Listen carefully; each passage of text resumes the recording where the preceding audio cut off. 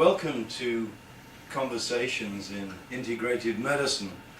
My name is Stephen Holt and I'm the chairman of Integrative Medicine at the New York Department of Integrative Medicine. This conversational session is sponsored by Natural Clinician and the Holt Institute of Medicine.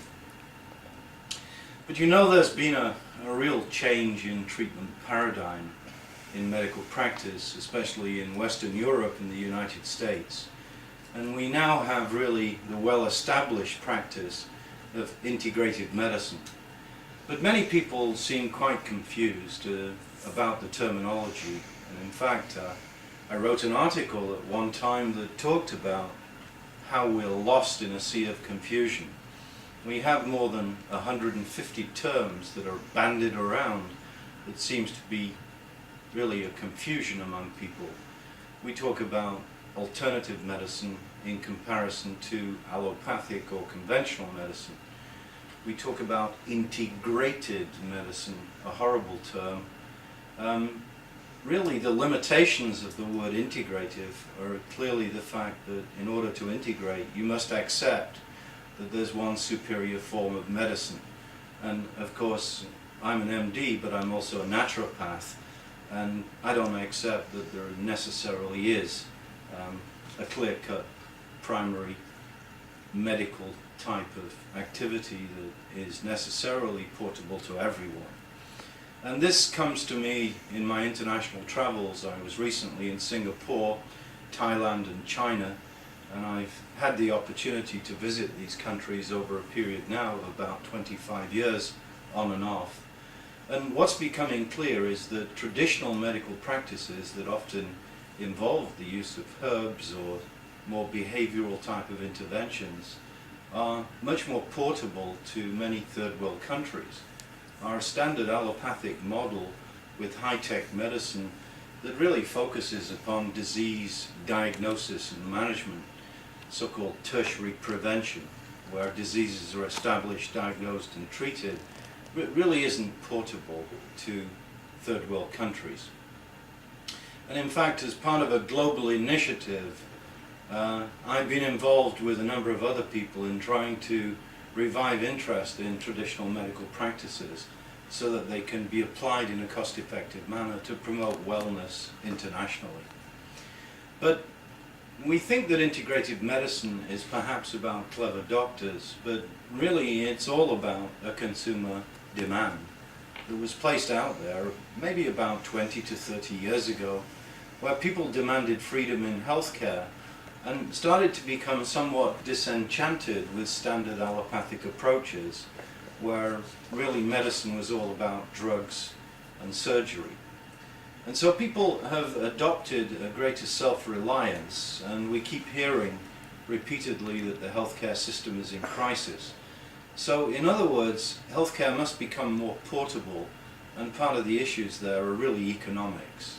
And I've worked in three different types of healthcare system, namely a nationalized healthcare system, or what Americans call social medicine, and the Canadian system, which is kind of an intermediary between some form of nationalized healthcare system and the American system, which is really based on free enterprise or payment of fees for service. But you know, we've had so many political arguments about healthcare delivery in North America, and there's no question we have some serious problems.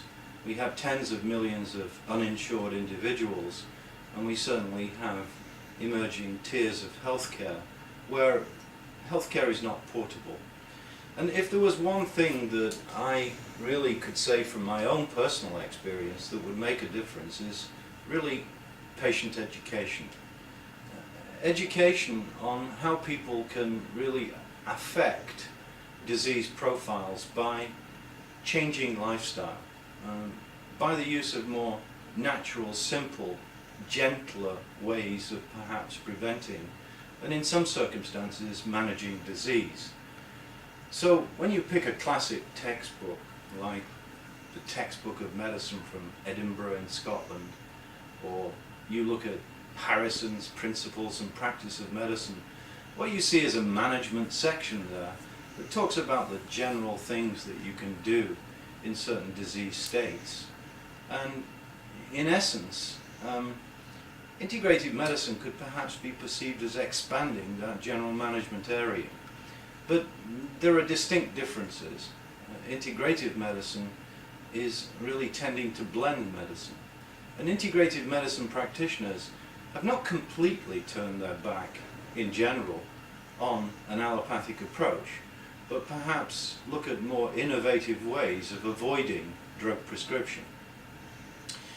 Now, let's take some statistics and simplify them and say that we clearly are the most medicated nation in the world per capita in the United States. But when you look at our general health profile, we're around about the mid-40s, so there are 40 countries out there that enjoy a better general standard of health with less drug prescriptions.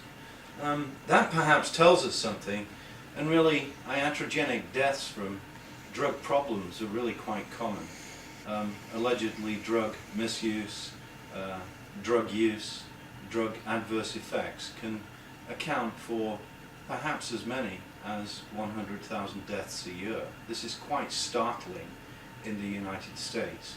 And people argue about these statistics or how they're put together. But let me tell you something close to home.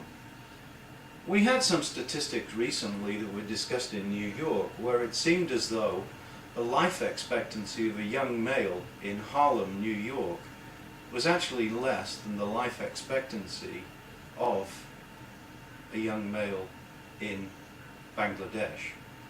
Now, of course, one doesn't want to pick on a specific country, but Bangladesh is one of the least economically privileged of all countries in the world.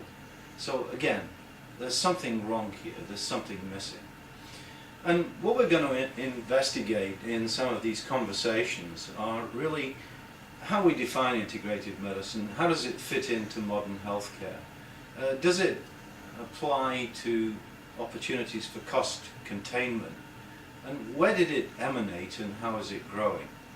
And I think these are some of the issues that I'd really like to get into in greater detail throughout these conversations, which are placed into modules of approximately 10 minutes for easy viewing. So I'm completing module 1 on the issue of having attempted to define integrative medicine, and it's the embracement of all disciplines of medicine with some idea of how to triage an individual to a different medical practice. And included within the idea of integrative medicine are healing centers that bring together nurse practitioners, osteopaths, chiropractors, acupuncturists, massage therapists, specific types of socio-behavioral intervention, detoxification programs, many different specialities. Podiatric medicine, which is also moving towards a more holistic model. So, in addition, we have traditional systems like Ayurveda that are becoming increasingly popular. Throughout these discussions, we shall explore these options. I thank you very much for listening to Module 1.